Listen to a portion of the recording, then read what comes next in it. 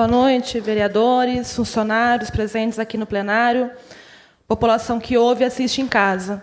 Eu quero retomar também um pouco da pauta sobre os servidores, que foi abordada aqui pelo Valdir Teodoro logo no começo da sessão, na tribuna popular, e dizer que é evidente que a própria ameaça, a possibilidade de ter a mudança na jornada é um fator que acaba provocando bastante insegurança na categoria, e com justiça e com bastante razão, mas outras situações também vêm prejudicando bastante o funcionamento do serviço público, reflexo da falta de respeito com que a administração vem lidando com os servidores no dia a dia.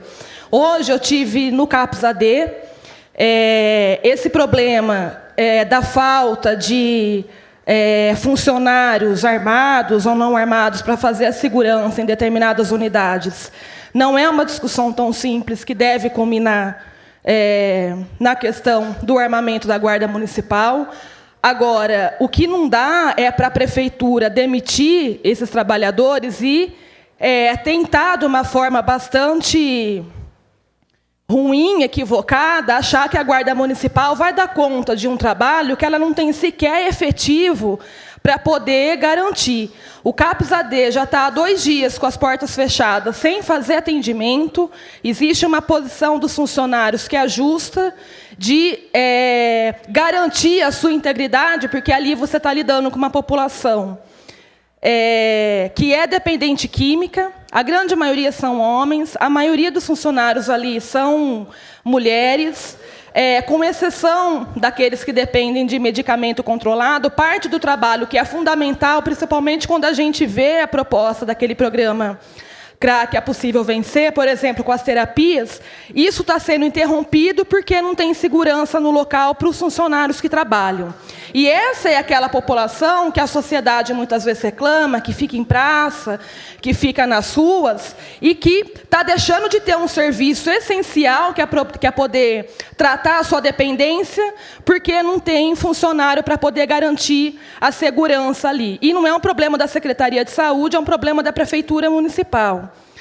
Outra questão que também chama bastante atenção, o corte da Prefeitura no fornecimento das refeições para os cerca de 800 funcionários que trabalham na UPA, na Casa Transitória, entre outros equipamentos, além daqueles do centralizado, que tem um desconto na sua folha de pagamento, que almoçavam lá no restaurante popular, e hoje o Cismar publica uma nota que não estava na matéria que a tribuna soltou, dizendo que o fornecimento das refeições fazem parte de um acordo coletivo assinado em 2013. Portanto, a prefeitura não poderia ter suspendido isso pelo argumento de que o restaurante popular está sendo reformado. Não dá para admitir. O DAI também está nesse mesmo acordo, tem o seu restaurante particular e não teve comprometimento. Se está reformando o restaurante popular, ela tinha que ter providenciado marmita. Não pode simplesmente interromper esse tipo de benefício que o servidor tem, e aí a gente estimula mais ou menos 1.100, 1.200 pessoas que estão ficando sem a refeição pela justificativa da reforma do restaurante popular. E aí é mentira, né? Porque se ela tem obrigação, ela deveria ter pensado numa alternativa, não simplesmente suspender. Isso gera insatisfação entre os funcionários. Não, vereador Bochecha, não arrumou. Fechou ontem para começar a reforma, e segundo a estimativa da prefeitura, deve ser mais uns 10 dias. Outro ponto que causa bastante indignação nessa relação com os servidores foi a nota que saiu na imprensa, supostamente assinada pelo vice-prefeito, coordenador de mobilidade urbano Coca,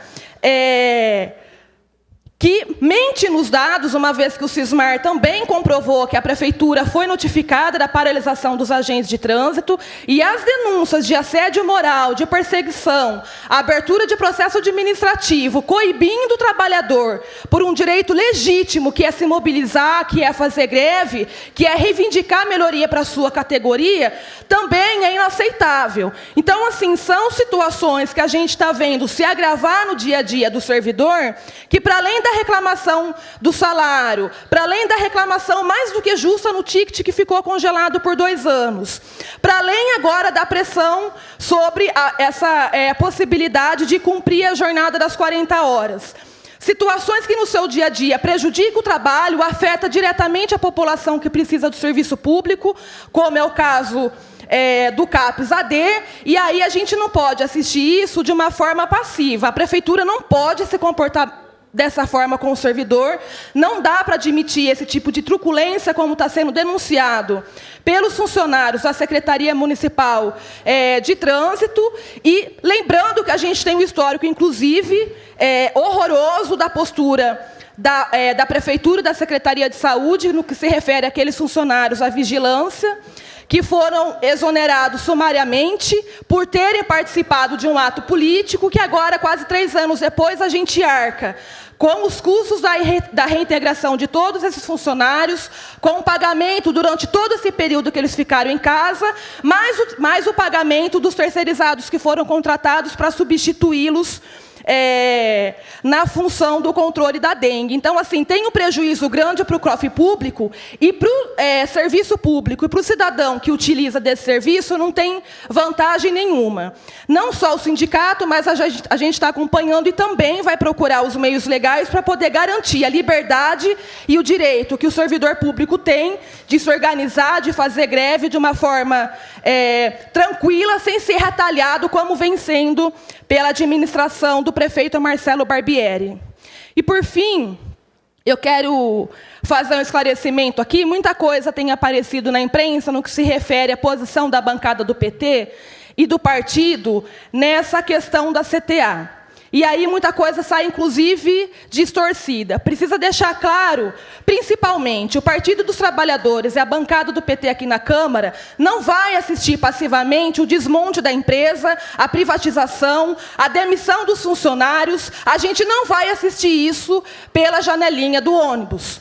Então, o que a gente discute hoje internamente dentro do partido, se de fato a SEI é o melhor caminho para poder fazer a investigação das contas, que a gente entende que é necessária, que tem de ser feita, mas pela nossa experiência na SEI anterior, pela própria forma como isso se configura na Câmara Municipal, existem divergências, por exemplo, se seria o melhor caminho para poder levar essa análise de um período tão longo das contas da CTA. Primeiro, se teria competência técnica. Segundo, o próprio comprometimento político para que esse instrumento, que deveria servir para trazer luz sobre ao que aconteceu na CTA, não sirva ao interesse justamente contrário, que seria inocentar aqueles que são responsáveis direto pelo processo de precarização da empresa. E se não é a CTA, o PT, e se não é a SEI, o PT tem que ter uma outra alternativa. É esse o debate que a gente está fazendo no diretório, junto com os militantes do partido, e que a gente espera poder chegar nos próximos dias a uma proposta viável, concreta, para poder fazer a luta em defesa de uma CTA pública, de uma CTA recuperada, para garantir o emprego dos funcionários e não permitir de forma passiva que o desmonte aconteça sem que a gente mexa uma palha. Eu estou bastante empenhada nisso, meus companheiros de bancada também estão empenhados, e a gente espera aí nos próximos dias poder apresentar a proposta e se engajar para poder fazer valer. Se não for aceito, tem que ser algum outro encaminhamento, mas que traga luz, que traga clareza ao que aconteceu para a CTA chegar à falência, que foi hoje com o prefeito Marcelo Barbieri. Obrigada.